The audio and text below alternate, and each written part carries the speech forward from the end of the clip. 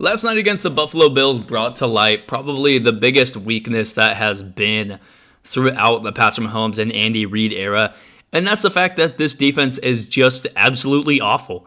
I understand if you're going to be a Kansas City Chiefs fan and bring up the fact that Chris Jones was not playing and Charvarius Ward was not playing. I understand that those are two guys that were gone from last night. But if you're going to play that card, you also understand that the Buffalo Bills were down Matt Milano last night. And Matt Milano either exceeds or at least is comparably, I wouldn't even compare him to Charvarius Ward's impact for the Kansas City Chiefs. Matt Milano is one of the most impactful players for the Buffalo Bills since he ended up being a Buffalo Bill. So, Matt Milano was gone last night and AJ Klein was in his place. That's an obvious downgrade for the Buffalo Bills. And they still played out of their minds defensively. And I'm not going to bore you with the numbers about how bad Kansas City's defense is. If you really want to see those numbers, you can. They're last in points allowed and second to last in yards allowed. That's really all you need to know. And it's not only just the fact that they're allowing a lot of yards and a lot of points in total. They're doing it against every single team that they play. Even against a team like the Philadelphia Eagles, who has a below average to maybe average quarterback in Jalen Hurts and the current standpoint of quarterback rankings. You're talking about a team in the Baltimore Ravens who they gave up 36 points to, and the Baltimore Ravens ran for more yards than passed. That doesn't happen in today's NFL unless you're just a really bad defense. Offensively even hasn't even looked that great either. If they're going to have a defense that hasn't forced takeaways, which in the past 3 games they have 0 takeaways on the defensive side of the ball. You cannot turn the ball over 9 times in 3 games like the Kansas City Chiefs have, especially in 2 games where you're playing really 2 good opponents in the Los Angeles Chargers and the Buffalo Bills. There's just no need to be turning the ball over as much as they have. And I think a lot of people are going to point to the fact that they don't have the greatest running game in the world. Right now they are 7th in the running game. So offensively, they're kind of firing on all cylinders. That includes 200 yards in running against the Buffalo Bills. That includes 120 yards last night. That includes 186 yards a couple weeks ago against the Los Angeles Chargers. I hate to really just pin all of the blame on one side of the ball, but it really is just looking like that at this point in the season. Now, on one hand, I will not completely blame the defense for the shortcomings of the offense last night. Patrick Mahomes looked off. The whole entire offense looked off. Tyreek Hill dropped a pass that ended up being a pick 6 for Micah Hyde.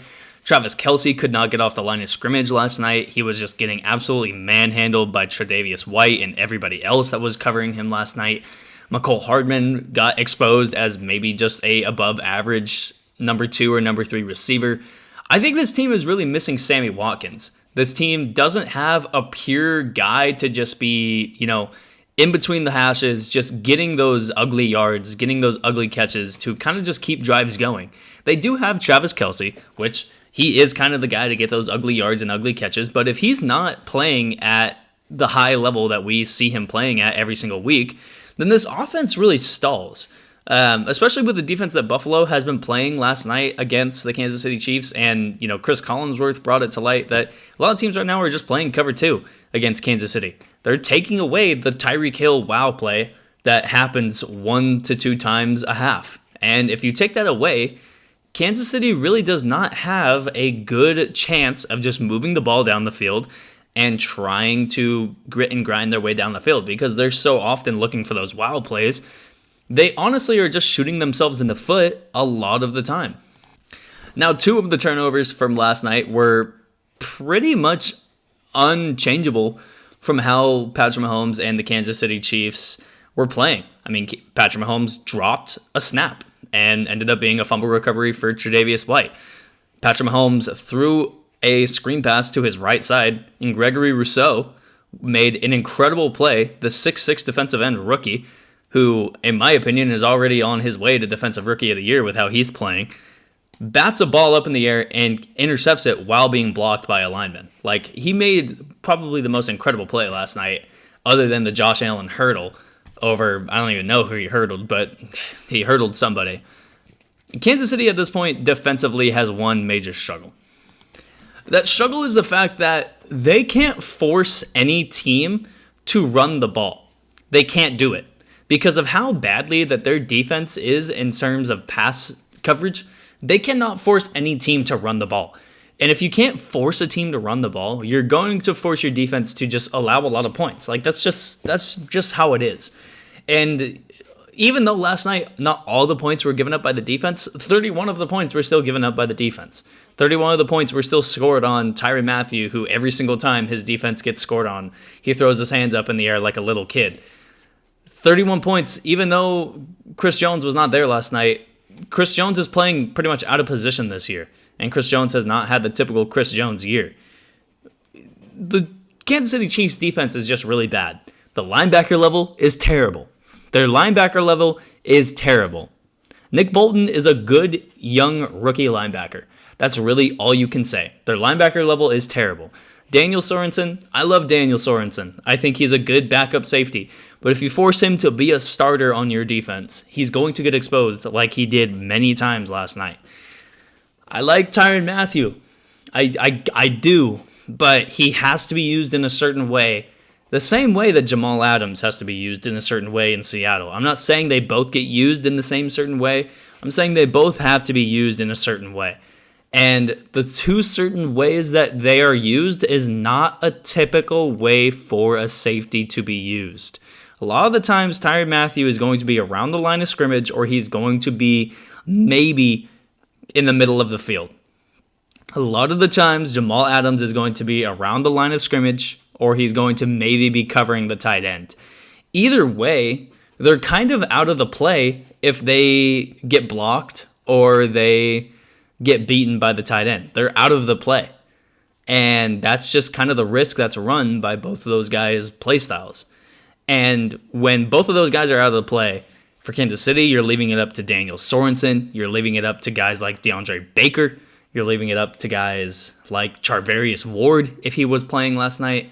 L'Jarius Sneed, who I still think is a good corner, but he still got exposed. Like, the whole defense got exposed last night. Same thing goes for the Seattle Seahawks.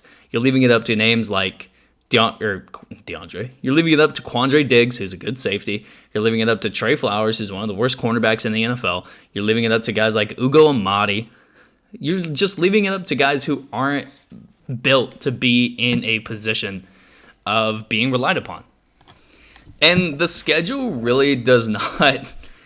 This is maybe going to be the worst season record-wise that we've seen out of Patrick Mahomes and the Kansas City Chiefs, because this schedule does not get any easier. They go to Washington next week. They go to Tennessee. They do have a bit of a, easy-ish game at home against the New York Giants. Then they play Green Bay. They go to Vegas. They play Dallas. They get a bye week. They play Denver and Vegas again. And then they go to LA, Pittsburgh, go to Cincy, and go to Denver. They're 2-3 right now, and at this point, if you're a Kansas City fan or if you're a Kansas City player, I just need to hear nothing. I need to hear nothing, especially if you're a fan. I need to hear nothing about you right now. I'm a Houston Texans fan. You're not going to hear me just going on the roof and screaming about the fact that Davis Mills had 3 touchdowns last night against the New England Patriots. You're not going to hear me talk about that because we lost, and Kaimi Fairbairn missed 2 extra points and a field goal that actually would have won us the game. You're not going to hear me say anything about the fact that the defense played well last night for Houston because they lost. I don't want to hear anything from Kansas City about how Patrick Mahomes is one of the greatest quarterbacks in the NFL. If he was playing at an all-time great level like we've seen him play, they would not be 2-3 right now. Yes, they've played good teams, but they wouldn't be 2-3 right now if they were playing on all cylinders. They just wouldn't.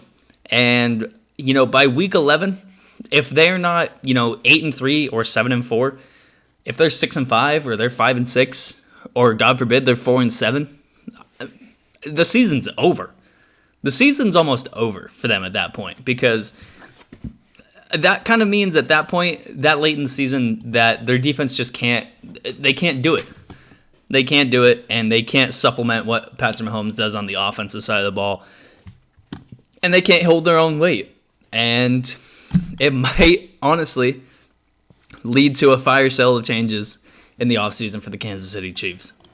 With all that being said, that's going to be the video for me. I hope you all enjoyed it. If you did, make sure you leave a like. If you didn't, make sure you leave a dislike. Any feedback from you at this point is much appreciated. And I'll see you in the next video. Peace.